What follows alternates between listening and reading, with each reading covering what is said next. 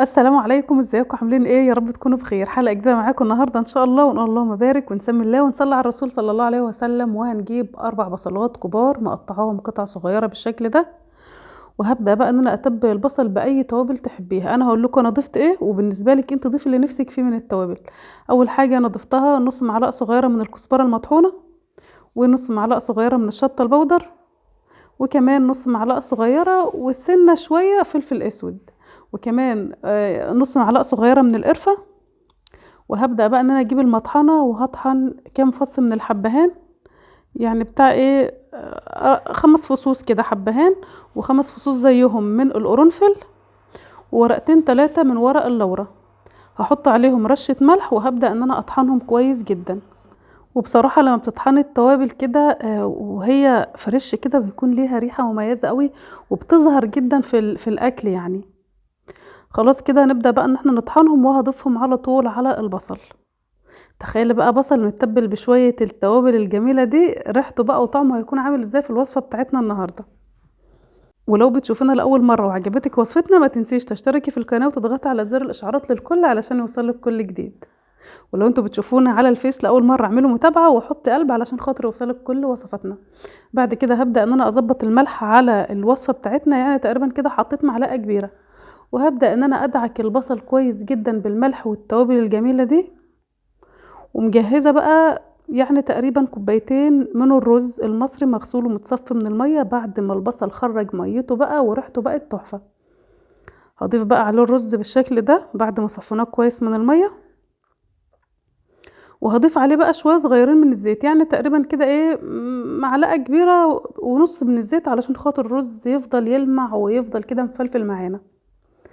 وعلى طول بقى ناخد البايركس الجميل ده بالمكونات اللي فيه، وعلى طول هنبدأ ان احنا نكمل تاني خطوة على البوتاجاز. وهنحط حلة على النار وفيها معلقة كبيرة من السمنة، ونستنى بقى السمنة تسخن كويس جدا قبل ما نضيف اي مكون. اول ما السمنه بقى سخنت معانا بالشكل ده، معايا كبد وقوانص فراخ. معلش يا جماعه احنا مكلفين الاكله بتاعتنا النهارده بفرختين بس، انا مش شارياهم. دي الفراخ دي انا بكون مربيها عندي في البيت، وبصراحه يعني من ساعه ما العلف غلي والفراخ غليت انا ما ربيتش فراخ خالص. فدول بقى ايه التشاطيب يعني، شويه شويه الفريزر هيفضى، بس الحمد لله فضل ونعمه. ودايما ندعو ربنا ان هو يرزقنا من فضله، وما تشيليش هم للدنيا وتوكلي على الله كده، وبإذن الله ربنا يرزقك كده وربنا يوسع علينا وعليكم. فحطيت بقى الكبد والقوانص وقلبت فيهم من وقت للتاني لحد ما استووا بالشكل ده، يعني استووا 3/4 سوا. وضفت عليهم كمان فلفل اسود بس مش اكتر. وهبدأ بقى ان انا اضيف عليهم الرز بقى المتبل بالبصل ده. وشفتوا بقى لون الرز عامل ازاي، وريحته والله العظيم يا جماعة خطيرة بجد. كده هتعشقوا الطريقة دي في اي حشوات هتعمليها، او حتى الرز لوحده طعمه يجنن يعني. خلاص هبدأ بقى ان انا اقلبه كويس. اهم حاجة بقى الرز يتشمع كويس جدا بالسمنة والزيت اللي فيه، وكمان ياخد طعم ونكهة الكبد والقوانص بقى. طبعا يا جماعة الكبد والقوانص والفراخ غسلها غسلة كويسة جدا جدا، ومجهزة لها محلول نقع، يعني نقعها في مية بملح بعصير ليمون بطحينة بايه تاني بشوية سكر بشوية بقى ورق لورا ومش عارفة ايه، علشان خاطر انا عايزة الفراخ والكبد والقوانص تكون متطعمة وما فيهاش ريحة اي زفرة خالص. خلاص هنا بقى الرز كان اتشمع كده وخلاص بقى، مش بقى غير ان احنا نحط عليه يعني تقريبا ربع كوباية من المية المغلية، ربع كوباية مش اكتر. انا عايزة الرز يستوي ربع سوا، مش نص سوا حتى، لا ربع سوا، علشان خاطر لسه هنحشي بالفراخ والفراخ هتدخل الفرن. فلما يستوي بقى مش عايزينه يكون معجن، عايزينه يكون مستوي سوا مظبوط. اول ما نضيف بقى الميه المغليه اللي قلت لكم عليها، هبدا ان انا اقلب الرز وهدي النار شويه واغطي عليه. نسيبه كده بصوا اقل من 5 دقايق يتشرب شويه الميه اللي ضفناهم، وبكده يكون جاهز ان احنا بقى نحشي الفراخ على طول. طيب هنحشي الفراخ على طول كده وهو سخن وبعدين هنزفر كميه الرز دي كلها؟ لا، احنا هنجيب البايركس اللي كنا حاطين فيه البصل، وهبدا اخد فيه شويه من الرز على قد حشو الفراخ. ما تكتريش علشان خاطر احنا مش عايزين الرز يتزفر، لان الرز ده طبعا مش هنحط كل الكميه جوه الفراخ، هناخد منه شويه والباقي هنسيبه يستوي بقى على الاخر، نبقى نقدمه مع الاكل يعني. خلاص فانا معايا بقى الرز بالشكل ده كده، والفراخ زي ما قلت لكم صفينها من الميه تماما. وطبعا يفضل انك تسيبي الرز يهدى ويبرد قبل ما تحطيه جوه الفراخ، بس بصراحه انا ما كانش عندي وقت وكان عندي مشوار ضروري، فقلت اخلص كده حشو الفراخ بسرعه وكمان انا مش هسويها، يعني انا هسيبها في الفرن كده مع نفسها وبنتي تبقى تبص عليها. هبدا بقى ان انا احشي الفراخ من جوه بالشكل ده. وبالنسبه للفراخ اللي معايا هي وزنها صغير، يعني الفراخ ديت يعني كيلو ونص، كيلو ونص بالظبط، يعني كيلو ونص وهي صاحيه يعني. فدلوقتي قولي صفصفت على كيلو 200 جرام مثلا، يعني الفراخ وزن صغير علشان خاطر تسوي الرز بتاعها كويس قوي، وكمان ما تاخدش وقت في الفرن. فانا حشيت الفراخ من جوه وهبدا ان انا احشي بين الجلد وبين اللحم بالشكل ده.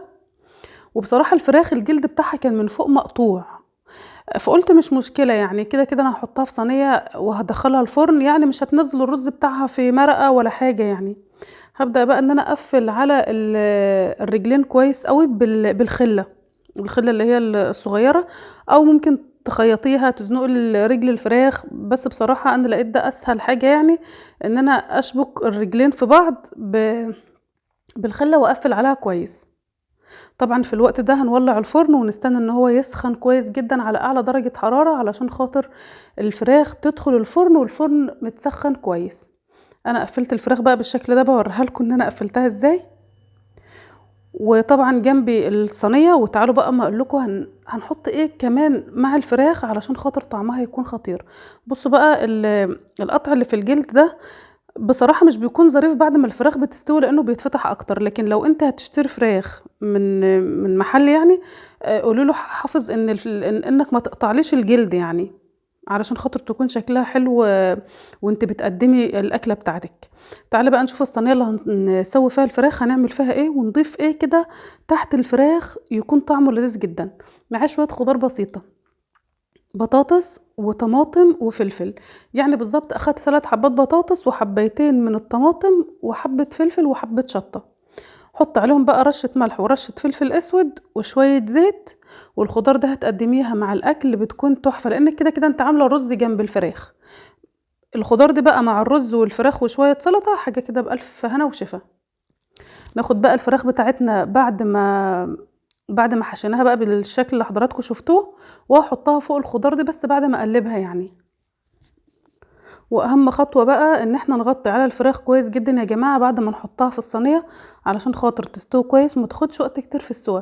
يعني الفراخ دي بالظبط هقول لكم قعدت معايا في الفرن ساعه وساعه ونص. اول ساعه متغطيه، هوريلكم بقى مغطينها ازاي. يعني خلاص هنا انا حطيت الفرختين، وهجيب بقى الورق الحراري واغطي عليها بطبقتين ورق حراري واكتمها كده علشان خاطر انتوا شايفين انا ما ضفتش عليها اي ميه خالص، يعني هسيب الخضار ده ينزل ميته وتستوي كده منها فيها يعني. هحطها في الفرن على الصاجة على اعلى درجة حرارة يا جماعة اول ساعة الا ربع، وبعد كده هدي عليها النار شوية. وبصراحة انا سبتها البنت ومشيت وقلت لها بصي على الفراخ بعد ساعة وربع شيلي الورق الحراري من عليها علشان خاطر هي كده هتكون استوت. ودهنيها فوق من على الوش سمنة كده وولعي عليها الشواية علشان خاطر بقى الفراخ تتحمر، يعني تكون متحمرة يعني.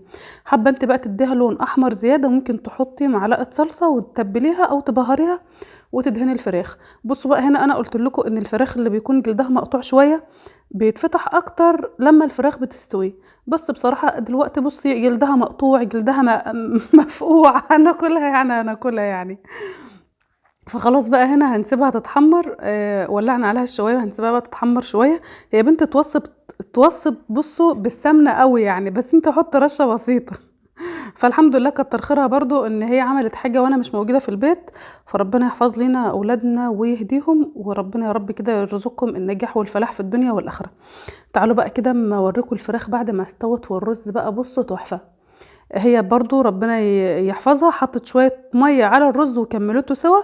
كنت انا بقى يا دوب جيت من المشوار بتاعي على الغرفة على طول. بصوا بقى لون الرز عامل ازاي وريحته بجد تحفة خطيرة. هاخد بقى الفراخ على الوش، قدمي بقى بالطريقه اللي تريحك. الفراخ مستويه ودايبه اصلا مش مستحمله ان احنا نشيلها. وشويه الخضار اللي في الصينيه هبدا ان انا اوزعهم بالشكل ده، وشايفين بقى البطاطس عامله ازاي متحمره ومتحمصه كده وحاجه لوز العنب. دي كانت الوصفه بتاعتنا النهارده، عملنا فراخ محشيه رز وعملنا الرز برضو بطريقه سهله، اتمنى انتوا تجربوها. ما تنسوش بقى تحطوا لي لايك واكتبوا لي رايكم في الكومنتات، وجربوا الوصفه وان شاء الله تعجبكم. استنونا في حلقات تانية كتير، ومع السلامه.